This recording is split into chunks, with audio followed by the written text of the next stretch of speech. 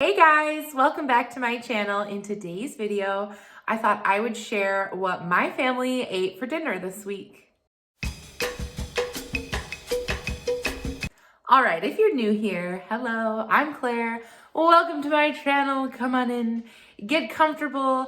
I know that sometimes it can be hard to think of like what to make for dinner.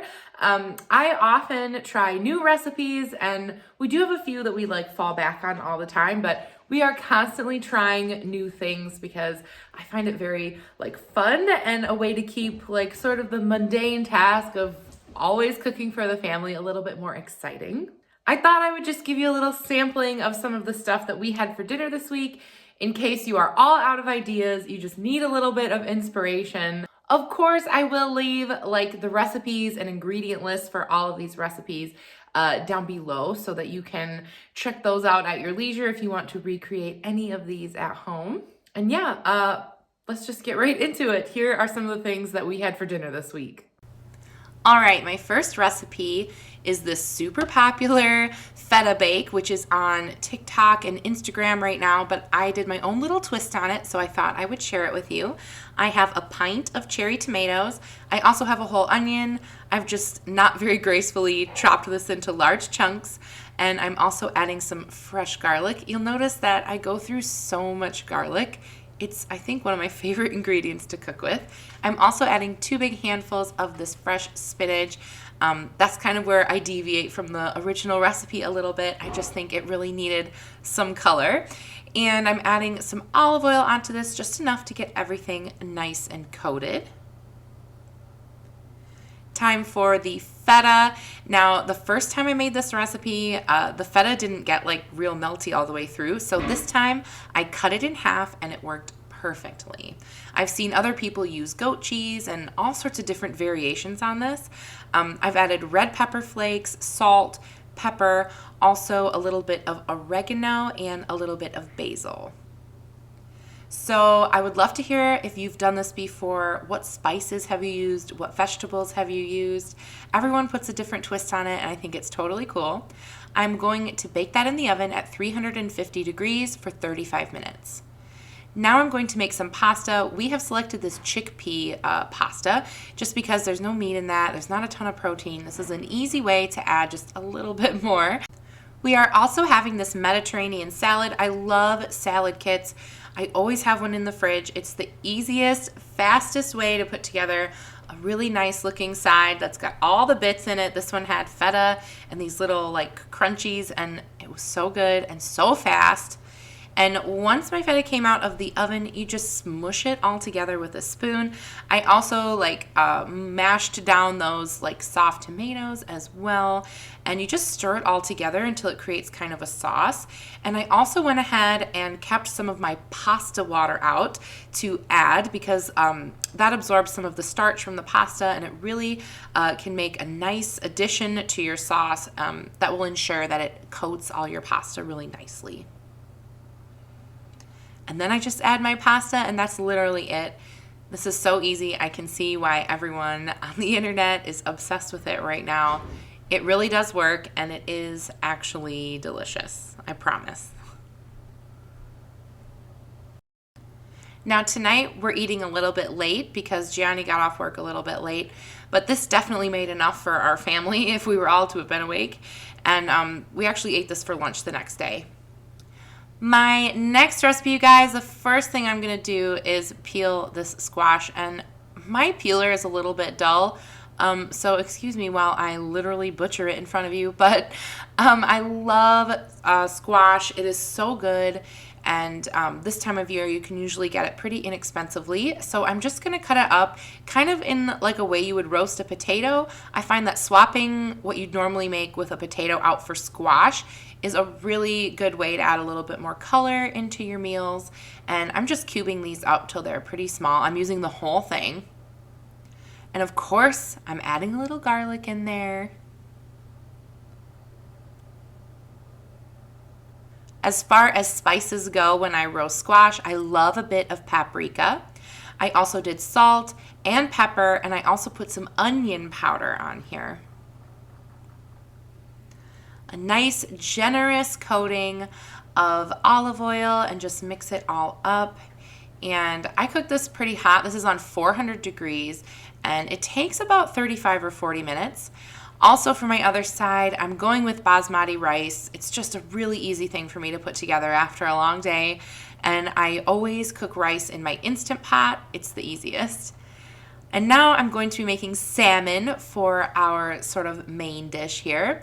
And I know this isn't fresh salmon, it's frozen in those little pouches, but it's a really good deal and a very affordable way to eat salmon. I would pick fresh if I could, but normally this fits the budget, and that's just fine.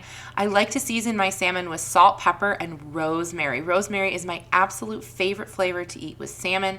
I just find that it's so complimentary. And I'm actually cooking my salmon in my air fryer. It always turns out perfect, like every single time. And I just cooked it on 390 degrees for 8 minutes. And that's it. And honestly, this takes such minimal effort, and it's such a comforty, wintry type meal for us.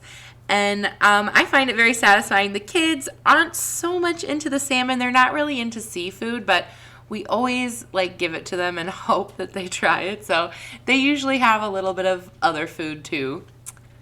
For this night, we're having breakfast for dinner. I'm making biscuits and gravy from scratch, which sounds a lot harder than it is, I promise. I am using this Light Life plant-based sausage, but you could definitely use regular sausage. I actually really find that I prefer the plant-based sausage now, and I'm just using half a pound. It is a little bit more difficult to crumble it. You have to really work it with the spoon because it isn't, real meat. So you kind of have to put some effort into this part, but once you get that done, you just crisp it up a bit and set that to the side. Tonight I'm actually using canned biscuits. You'll see Duke was really hoping for a bite of those. But sometimes I make them from scratch, but these were on sale for 99 cents, so it was a really good deal to just grab them at the store. Now I'm going to make my gravy, and all good gravy starts with a roux, which is a mixture of butter and flour. And I actually did not follow a recipe for this, but the basic proportions for a good roux are 1-to-1. So I used about 3 tablespoons of butter, and I'm going to go ahead and mix in 3 tablespoons of flour, and it makes sort of this nice little paste, and that is the best base for really any sauce. And I'm going to let that cook just for about 5 minutes because I want the butter to get nice and brown, and I want the flour to cook a little bit too.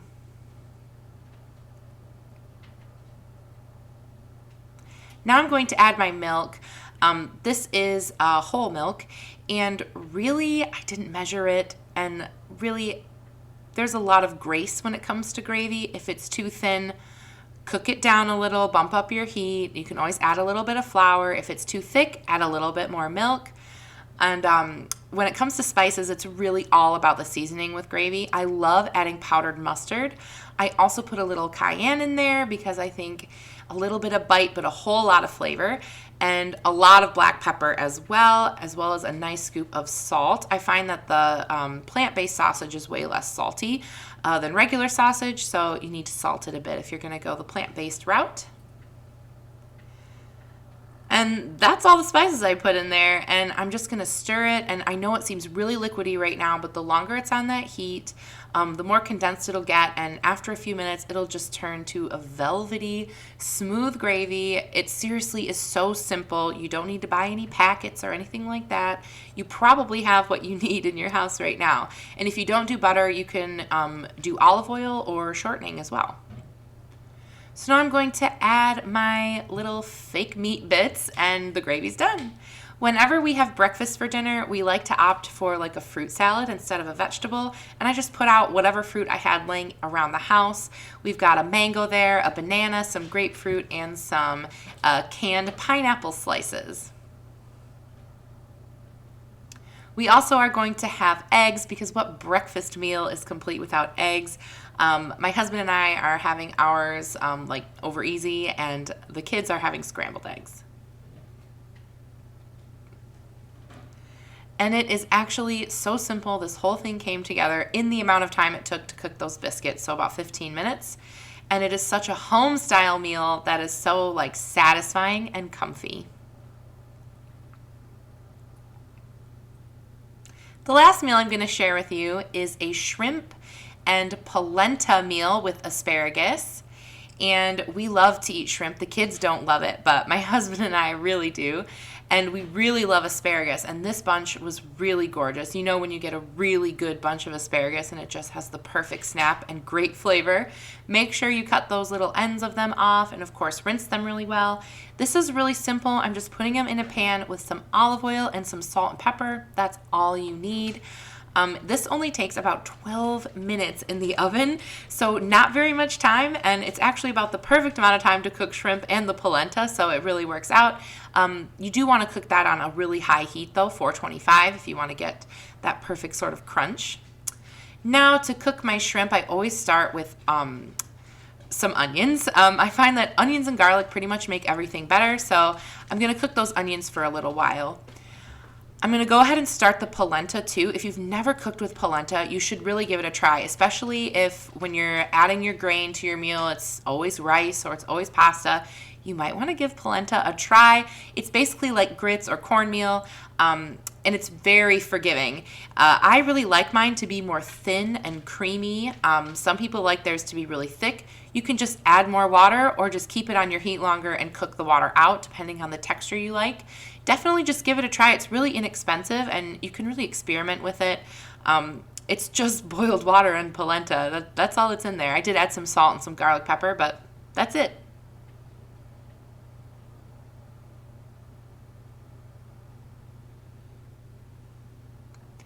Now I have two different kinds of shrimp here just because I was using the rest of two different packets.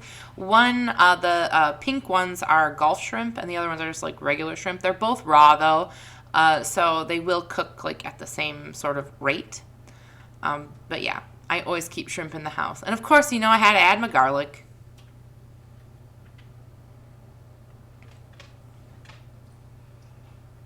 And this recipe is all about the spices. I start with salt and pepper. I also add some chili powder, and my favorite thing, some curry powder. I love curry, and I think that this recipe, it just shines in the onions and the shrimp. And really, shrimp can be kind of bland. It's really all about the spices that you add to it. So, and of course, shrimp just takes a couple minutes in a hot pan. So this is a super fast meal. Everything sort of came together at the same time. And also, it's really a beautiful plate. I think out of all of these meals, this probably is the one that's most restaurant-like. Unfortunately, the kids will not eat this shrimp, but they do like polenta. I find that it's like pretty bland, and like most kids will get down on some like basically beige foods. So your kids will probably like the polenta.